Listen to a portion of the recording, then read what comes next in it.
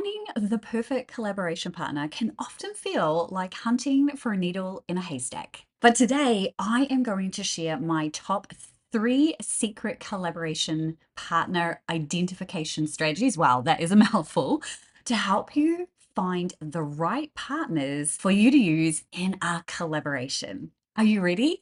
Let's dive in. So, if you're wondering what a collaboration is specifically, make sure you go and check out the previous video where I broke down three different collaboration strategies you can use to build your email list right now. So, choosing the right collaboration partners is really important. You don't just want to choose people randomly.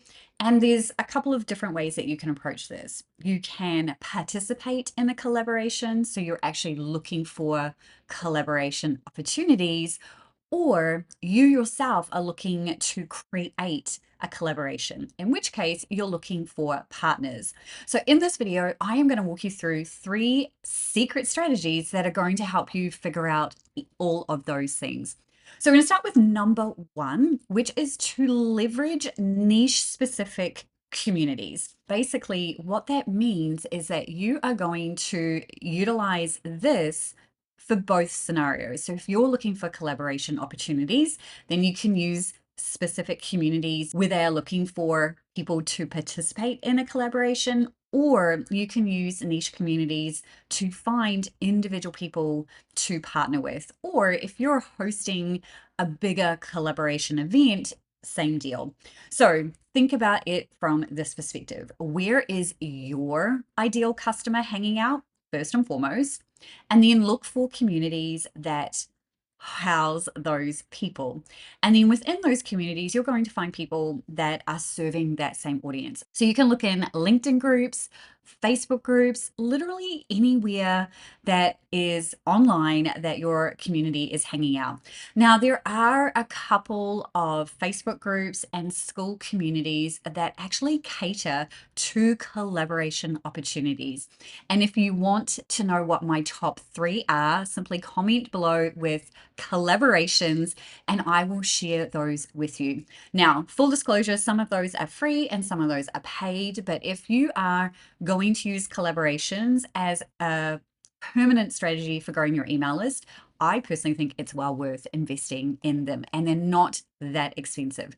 So basically, all you want to do is leverage your existing networks, communities, have a look and see what people are doing. And then if you're trying to identify whether someone is a good fit, because this is a question I get asked all the time, the things that you just want to think about are, if you're looking at a collaboration opportunity, first you want to make sure that they do actually have the audience that you're trying to get in front of. Not every collaboration opportunity is the right fit. So make sure that you're clear on what that looks like.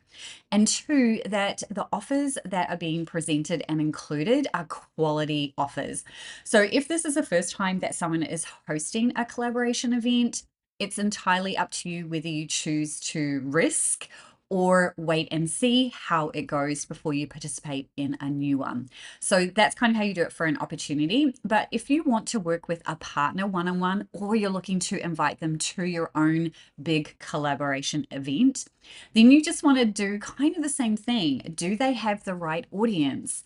What are they doing actively to promote their business? Because if they aren't active on email or social media, and to be clear, they don't need to have both, it can be one or the other or a combo, then they're probably not going to be a good fit, right? So you just want to think through what is important to you in a partner and then filter from there. So that's secret strategy number one. So secret strategy number two is probably one of my faves, but honestly, number three is going to really open your eyes. So I can't wait to share that. But this one is all about looking at previous collaborations. So think about the last time that you saw an email come through that was actually promoting a collaboration. Now, I know as a coach, course creator, online business owner, it's likely you've seen at least one of those emails come through your way. So pay attention. So if you are personally looking to create your own collaboration event, then looking at people who have participated in previous events is a great way to find people. So Pay attention to summit speakers, pay attention to people who participate in bundles. They are prime for participating in your event. Similarly, if you are wanting to do more of a one on one, same deal. If you really enjoyed someone's gift that you grabbed, or if you really enjoyed a summit speaker's topic and you are like, wow, this would be such a great fit as an individual newsletter swap or something like that, then that's what I would do. Now, obviously, if you're outreaching to these people, you want to just be normal. So, if you're going to do outreach like this, then make sure that you reference that you saw them participate in whatever it was. So, if you heard them speak on a summit, then you say, hey, I really enjoyed your summit topic, and make sure that you do listen to it, or that you did listen to it, or that you at least grab their free thing so that you can really be genuine in what you say. So basically, you're just going to say something along the lines of really loved what you did on this summit or in this bundle. I'm putting together ABC. Here's some more details about it. If you're interested, I can send you more details. So here's my pro tip. Don't ever send them all the information all at once. All they need to know right from the start is dates, deadlines, right? Those are the two most important things that they need to know. But don't send them everything. Don't send them the application form or anything like that, because it's a lot of information and they haven't even said yes. So that's how I would recommend you do that kind of outreach. But honestly, it goes both ways. If you're doing it for a collaboration event that you're hosting, or you're looking for partners to do more of a individual collab, that is one of the best and fastest ways to find people that you can collaborate with. Okay, we're going into secret strategy number 3, and honestly, it is my fave and one that I don't hear people talking about. Are you ready? So here we are, secret strategy number 3, and I am going to share my screen in a second to walk you through this because I think the visual of this will really help you. But it is to use specific tools and platforms to help you identify different collaboration partners. Now, there's actually a couple of tools that I recommend that you use, but I'm going to share one of them. If you want the other, same deal. Comment collaborations below, and I'll make sure that I get you the tool the 3 places that you can find collaboration opportunities. But the one that I'm going to specifically talk to you about is a tool called SparkToro. Now, you can use the free version, but I would recommend advising you to pay for a month. And this is what I love about SparkToro, is that you don't have to commit to an ongoing payment. If you are just like, you know what, I just want to use this to get the ball rolling, then you can just pay for a month, cancel it, get all the things that you need after you're done. So if you're wondering what SparkToro is, I'm going to switch to sharing my screen so we can do a quick walkthrough of how you would use this to find people to collaborate with. So this isn't so much about identifying collaboration opportunities. This is more about identifying partners to work with.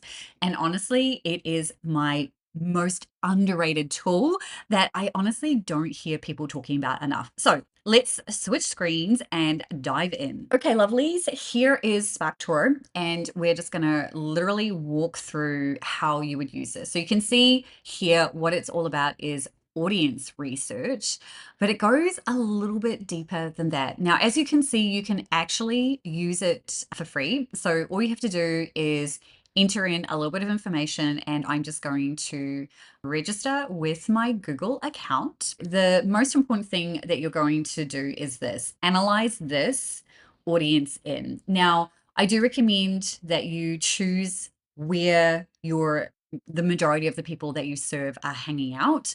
So I'm just going to leave this as USA.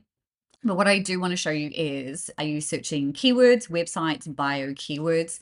So I just leave it at the default, and then you just want to start fairly broad. So for example, if you are hosting a collaboration event, then you want to put the theme of that in here. So for example, if I just put in marketing, now what it's going to do is give me a whole bunch of information. So it's going to give me an overview, and it's going to give me a whole bunch of initial websites. It's also going to give me some other information like keywords and gender demographics. To be clear, SparkToro is not just for finding collaboration partners, it's also for finding keyword information. So if you're wanting to increase your search engine optimization, your discoverability, then this is a really good starting point. That also gives you some information on gender, all of those things. Now, in order to get all the full breakdown, you would have to pay for this. So I'll leave that up to you. But then it basically just gives you all of this information. It gives you a few more hidden gems. What you want to do is come over to the left-hand side, and you can see here that it breaks things down a little bit further. So if I was specifically looking for partners, then what I would do is come and have a look at social accounts first. And then I might also look at a YouTube channel. So it just depends on what it is that I'm looking for. Now, obviously, I have chosen a really broad term. I would normally recommend niching down a little bit, but this is a really good starting point and gives me an idea of some potential people that I could connect with and some websites, right? Now, this is also a good opportunity if you're looking to do any type of podcast interviews. If you are looking for podcast guests, or if you want to guest on a podcast, this is also a really good option. There's just so much that you can do with SparkToro. If you want to look at hidden gems, it will give you a little bit of information. And this is actually where you will find the magic, is in the hidden gems. Now, as I said, if you want to use this for a month, I honestly can't recommend enough the upgrade, but I do believe it does start at around $50 a month. That's how you would think through that. I really like looking at YouTube channels, because if you do that and you go and look on YouTube, you will get even more suggestions. So this will take you down a huge big old rabbit hole. So if you're not prepared for that, I would definitely limit your time using this, because if you are like me and you love data, then you will spend a lot of time here. You will also see podcasts. There is a whole bunch of stuff in here. So honestly, this tool is more than just a partner identification tool. It's a great research tool. So SparkToro is a really good option if you're wanting to really dive deeper into finding more of those individual collaboration partners. So my biggest tip for you is to create a spreadsheet so that you can track all of this information, right? Track who it is that you want to do outreach to, and or where you're going to find collaboration opportunities, and then make a plan to start outreach. So this is actually part of my daily cash flow checklist, where I have it probably on at least 2 days of the week, where I am applying for collaboration opportunities and or inviting people to collaborate with me. And the reason why this is on my daily cash flow checklist is because it's so important for me to be growing my email list every single day. Because when you use these types of list building strategies, and I'm speaking specifically about collaborations, you are bringing in a warm audience, because they're literally being recommended by people that they already trust. You're literally skipping a few steps. Now, that doesn't mean that you don't need to build know, like, and trust. You absolutely do, but it does lessen the time from joining your email list to converting to actual customers. In the next video, which is coming up on your screen right now, we are going to talk about how to make your collaborations a win-win-win. What you need to do, how you make it enticing, and how you protect yourself when it comes to either participating or hosting a collaboration. So go ahead, click that video, and I will see you there.